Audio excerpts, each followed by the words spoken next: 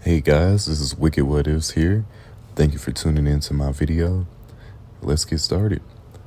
This video is about what if Minato and Kushina survived, and what if Naruto was an older brother with siblings.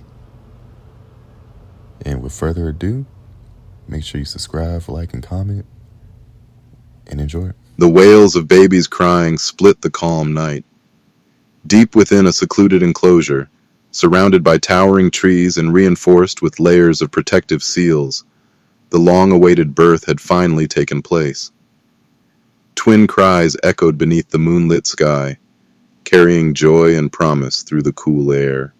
Inside the medical tent, dimly lit and heavy with incense, a midwife and Biwako, wife of the third Hokage, gently cradled the newborns.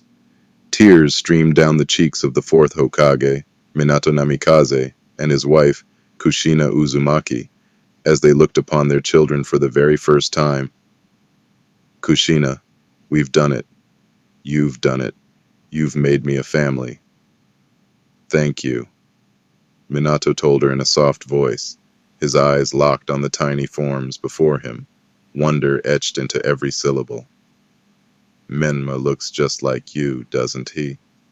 Kushina replied weakly with a smile, her voice trembling with exhaustion and pride. She gazed lovingly at the babies, one with blonde hair, whisker marks, and piercing blue eyes. The other, a girl, had soft red hair and the same vivid blue eyes, already full of life. Yeah, well, Mito seems to be your clone as well, Minato said with a chuckle, pride swelling in his chest. He nodded to Biwako and the midwife, who carefully took the twins to give their mother a moment's rest, as Minato turned his attention to the sealing preparations. At that moment, a loud snore broke the hushed reverence of the room. From a mat in the corner, a tousled head lifted. Naruto, their eldest son, blinked awake. He had fallen asleep after hours of waiting, curled up impatiently while his mother labored.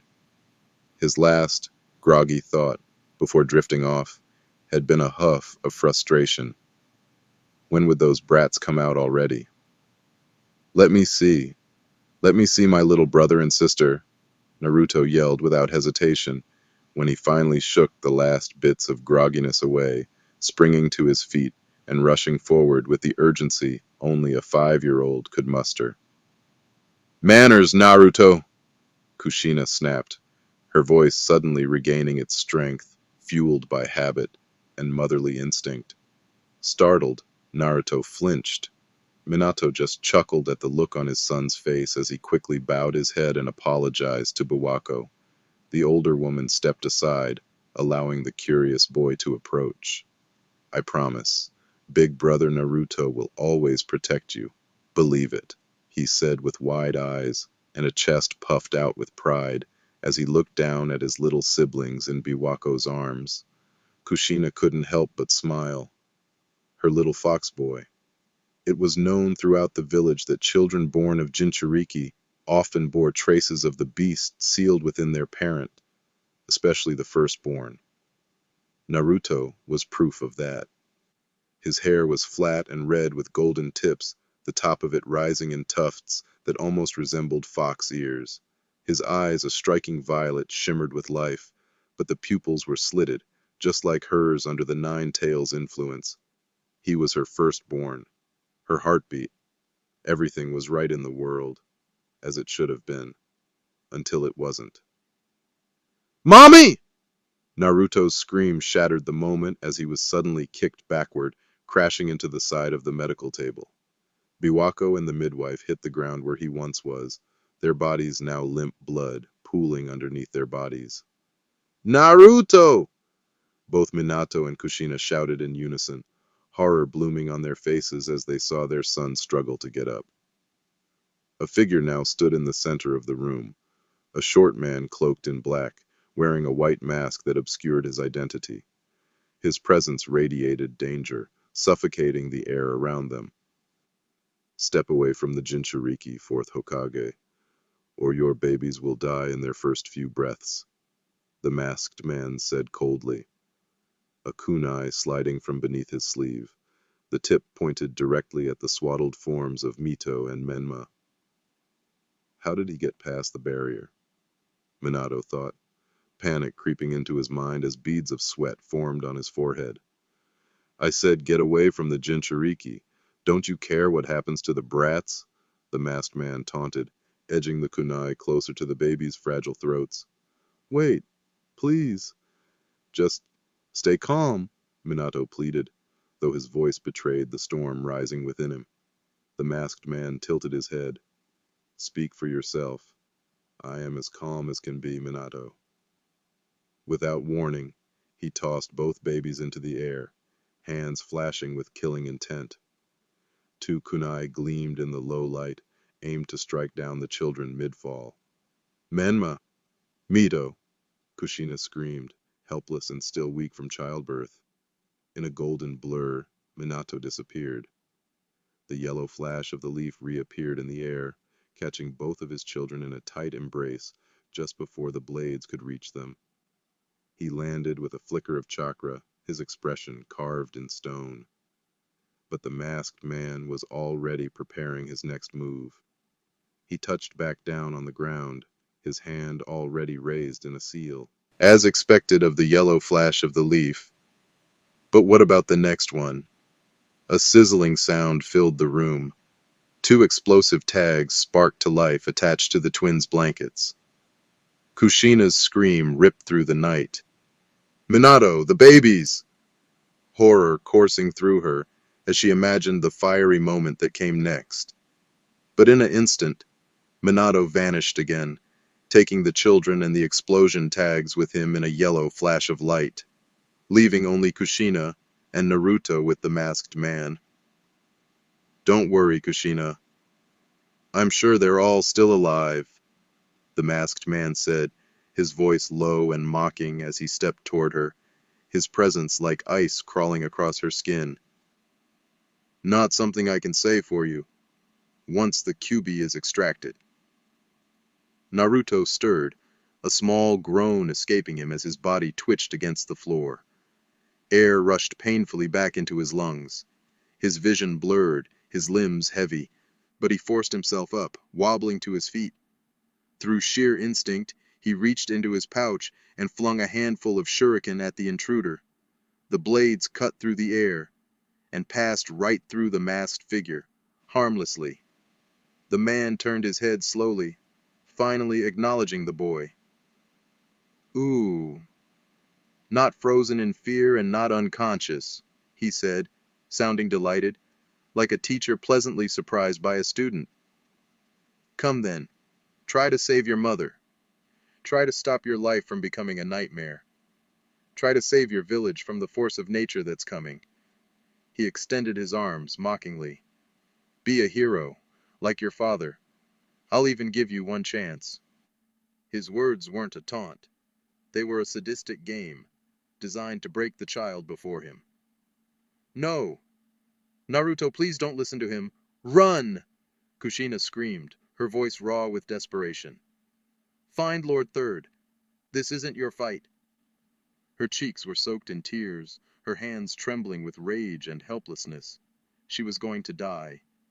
And now her son, her beautiful, wild-haired firstborn, was about to be murdered right before her eyes. But Naruto didn't run. He bolted forward, a kunai clutched in a trembling grip, eyes blazing with tears and fury. He screamed as he leapt, aiming the blade straight for the masked man's throat, only for it to pass through him like smoke. He landed and spun, throwing his knee into the man's gut, following with a swift, sweeping kick to the legs. Nothing. He might as well have been fighting the wind. The masked man laughed cruelly as Naruto continued to punch, kick, and stab the masked man with his kunai to no avail. Then his voice turned cold. You've had your fun, boy, the masked man said. If you were stronger, maybe you could have stopped yourself from becoming an orphan. In an instant, his form solidified. He reached out with supernatural speed and seized Naruto by the throat, and with a sickening crack, he slammed the boy down, head first, onto the bed frame of Kushina. Naruto's world spiraled into white noise. He could see his mother, blurry, as his vision flickered, screaming his name. Her voice was barely audible over the ringing. The masked man loomed beside her. As soon as he grabbed her shoulder, they both began to swirl, away into a void, leaving him behind. No, no, no, no. Naruto's subconscious howled in anguish. He needed power, and he needed to reach his mother now, somehow, or she would die. Suddenly a surge of burning chakra burst from his spine. Golden red chains erupted from his back, writhing like serpents made of Uzumaki chakra and fury. They lashed out wildly, driven by instinct and rage, coiling around his mother and the masked man just as they began to vanish, and in a flash he was dragged with them into the void. Outskirts of Konoha, Naruto slammed into the ground with a heavy thud, his small frame rolling in the dirt. 4 golden red chains crashed down beside him, twitching like severed nerves. His eyes fluttered open minutes later, head pounding, lungs struggling for air. His mother's anguished scream cut through the air, yanking him to his feet. He ran, branches whipped past, the ground blurring beneath him from the speed at which he ran. The only thing louder than his heartbeat, pounding in his head and chest, throat tight like a constrictor was wrapped around it, was the sound of Kushina's agony. Then he saw her. In a clearing of large boulders ahead, Kushina Uzumaki was suspended mid-air, bound by dozens of black chakra threads strung between 2 massive boulders. Her arms were stretched wide, her red hair hanging like a torn banner in the wind. A blood-red aura of chakra pulsed around her body violently. From her stomach, a monstrous shape began to form, glowing, twisted, angry. The 9 tails, its snarling face pushed outward as if being born from Kushina, just like her twins' moments. The 9 tails was growing larger by the second as it escaped from the seal. Naruto ran using all his training, jumping upon the giant rocks of the clearing, using his chakra to stick to the surface, his chakra chains trailing behind him, glowing gold. I should have killed him when he managed to tag alongside my Kamui. The masked man sneered as he thought, stepping into view. His voice dripped with amusement and disdain. You should be proud, Kushina. Such talent at a young age. But there's nothing you can do, boy. He raised a hand like a conductor about to start a symphony of destruction. Just watch the show. Naruto's breath caught in his throat. His legs trembled, but he didn't run. Wrap her with your chains, now. The voice wasn't his. Or maybe it was. Maybe it was Kami. Maybe it was fate. But he didn't hesitate. Naruto's hand snapped outward, and his 4 remaining chains launched forward. Divine, instinctive, alive. They wrapped tightly around his mother's stomach, glowing with raw chakra. Kushina screamed again. But this time, something changed. The 9 tails' emerging form split. The chakra trembled and tore in 2, half of it bound down by Naruto's chains, forced back into Kushina's body. The other half, still monstrous, roared in frustration, now only half its size, but still more than enough to level the village. What? The masked man snarled. You little brat. He hadn't expected this. His plan relied on the overwhelming force of the full 9 tails, on Kushina dying, on Konoha being weakened as much as possible. But now, this brat was interfering. Naruto! Kushina whispered his name, her voice trembling with awe and fear. Awe for his power at his age, for his will, for his gift. Uzumaki's sealing chains were rare in their clan. And then fear that her son would die trying to save her. Minato, she whispered desperately, as she watched half awake, witnessing the pain her son was in. Please, hurry. Ah! Naruto didn't know if the scream came from his mouth or just his soul. All he knew was that his body was burning and freezing at the same time. His nerves sizzled under his skin. His mind split between agony and will, but the chains held, through pain, through love. through something else entirely. The chains held. He was doing it. He was saving her. Suddenly, the masked man appeared before him, arm cocked back, preparing to drive his fist straight through the boy's heart. But before the blow could land, flash, Naruto vanished. He reappeared beside his mother. Flash, and just like that, they were gone. Damn you, Minato, and your brat, the masked man hissed. He turned back to the swirling beast. Half will have to do. The remaining chakra of the nine tails, no longer tethered, let out a guttural roar as the Sharingan took hold of it, ensnaring its will. The great beast turned, under the influence of the masked man's eye, and began moving toward the village. Its rage was now directed. Minato Namikaze arrived in a streak of golden light, landing in a crouch with a bleeding Kushina in one arm and an unconscious Naruto in the other. Kushina's seal glowed violently on her stomach, its center now a blackened pool, red chakra leaking from the edges. With no time to spare, Minato dropped to one knee and traced a complex series of seals over her abdomen. His fingers flashed through hand signs with the speed only a Hokage could manage, and then he placed his palm over the matrix immediately. The leak stopped. Kushina gasped, barely clinging to consciousness, but finally her face wasn't in a grimace of pain, but now one of gratefulness and utter exhaustion. Minato turned to his son. Naruto was limp, his body bruised and battered, skin discolored in places where the masked man had struck him. He was only 5, and yet he had faced the 9 tails. He had split it in half. Minato clenched his fists. Rage boiled beneath the surface, but he couldn't afford to feel it now. He gently laid Naruto beside his mother and the twins. Minato... She started to speak, her voice a whisper. I know, Minato said quietly, cutting her off. I'll be back, I promise. And with another flash of yellow light, the fourth Hokage vanished into the night, to finish what his son had started, to face the masked man, to protect his village. 3 years later, Minato Namikaze sighed, the sound quiet but heavy. Fatigue crept through his bones as he set down the weekly casualty report, another stack of names and faces lost to the war. Jonin, Anbu, Chunin, and young Janin. Too many gone forever. He leaned back in his chair, fingers pinching the bridge of his nose. He hated this. Sitting behind a desk while his shinobi bled on the battlefield. Hokage or not, he was a warrior, a legend known across nations, and yet here he was, chained by politics, protected by elders and council members, too afraid of losing their figurehead. If they'd just let him fight, this fourth shinobi war would have ended months ago. But that was the price of leadership. Minato scoffed under his breath.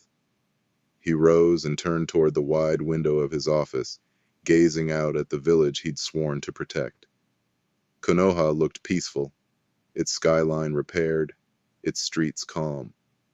The scars of the Nine Tails attack were gone from the surface.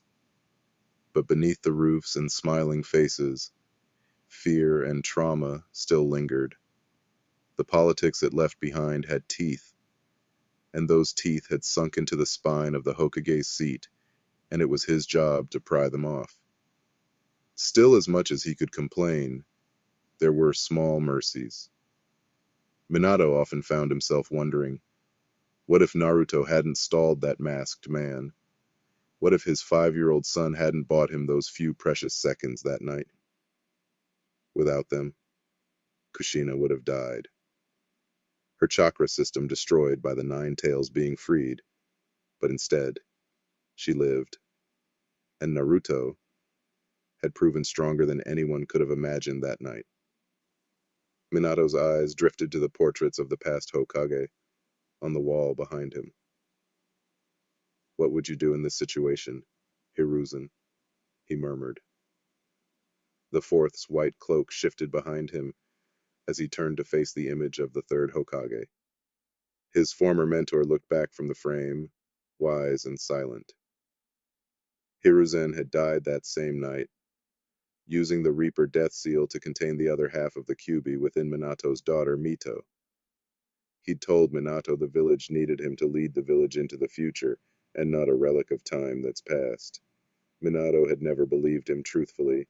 Hiruzen couldn't go on without his wife Biwako, and while Minato was locked in a death match with the Kyuubi and the masked man, the old Hokage had taken matters into his own hands.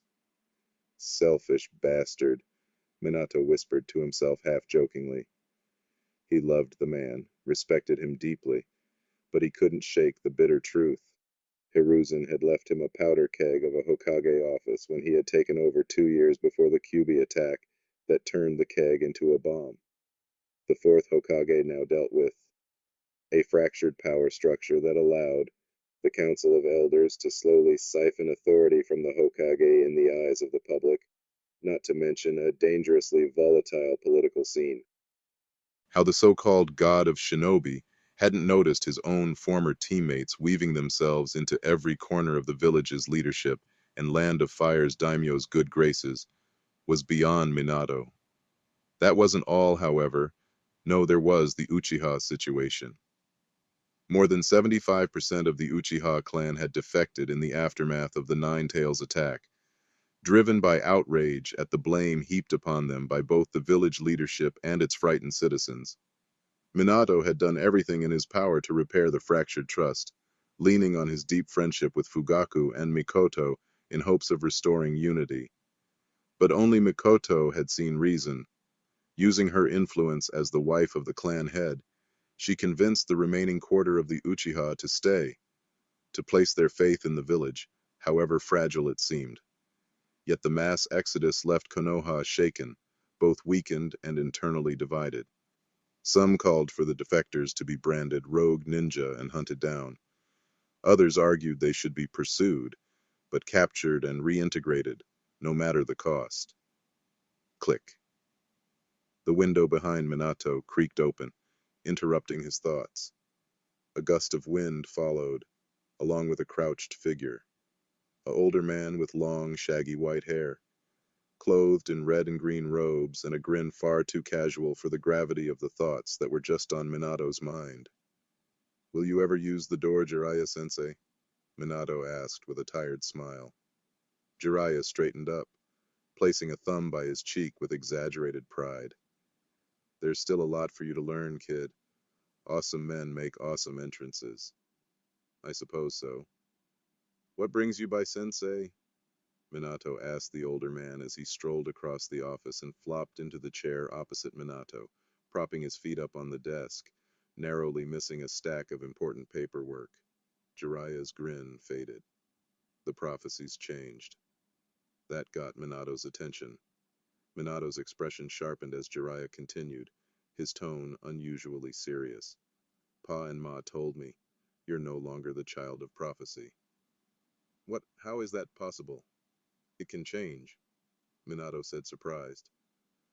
But, Jiraiya said, ignoring his pupil's question, instead leaning forward now and continuing, two from your line are, one will befriend the beast of rage, the other will inherit the power of the sage and moon.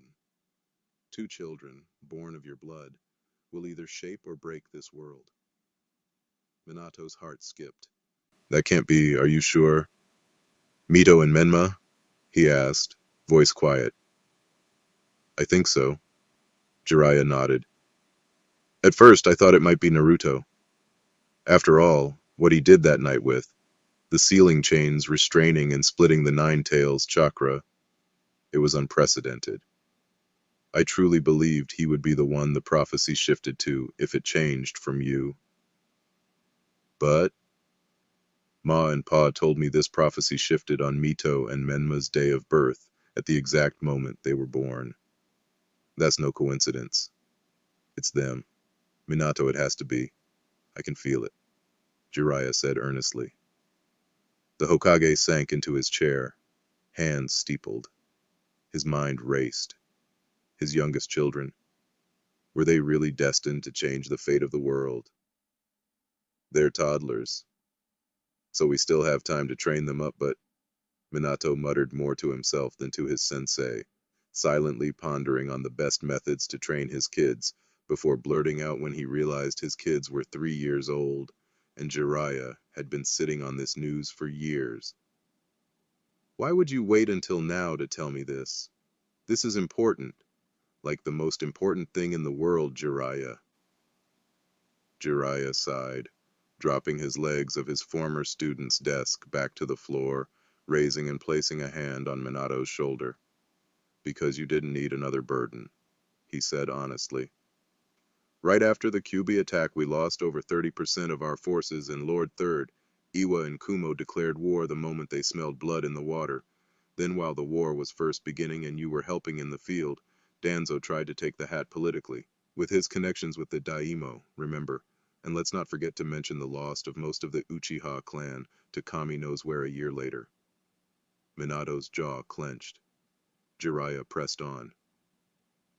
You were dealing with a collapsing army and political snakes. I wouldn't have brought this up even now, if not for the war ending, thanks to the council finally letting Kushina back into combat. Minato nodded slowly. His sensei was right. A year ago, right after the Uchiha had deserted, the council had finally agreed to let their most powerful asset in Kushina go out to the front lines, alongside Jiraiya and Tsunade. Her training, fueled by the partial Kyuubi within her, had paid off. She had learned to wield its full power within her chains, in limited bursts, helping turn the tides of the war, effectively ending it before it lasted any longer. Now the war was practically over, only small skirmishes still occurred. In places word hadn't reached that the war was done, it would likely be another month before treaties were finalized and completely agreed upon. Knock, knock, knock. A soft rap on the door snapped Minato out of his thoughts. Come in, he called. The massive red doors opened. His aide, a pretty woman with dark hair, stepped in, eyes wide with apology. Forgive me, Lord Fourth, but your meeting with the elders, clan heads, and civilian council began 1 minute ago. Minato blinked. Damn it, Minato said. With all his duties, he had forgotten an impromptu council meeting was in his agenda for the day. He turned to Jiraiya, a smirk forming as he mimicked his teacher's earlier pose, thumb to the cheek, grin wide. Come on, we'll be there in a flash. That's my boy! Jiraiya roared, anime tears streaming down his cheeks, and in a brilliant flash of yellow light, master and student vanished. Thanks for watching. Don't forget to like and subscribe. Feel free to comment what you thought of the video. And if you want to support the channel, you can become a patron. Hope you all have a great day.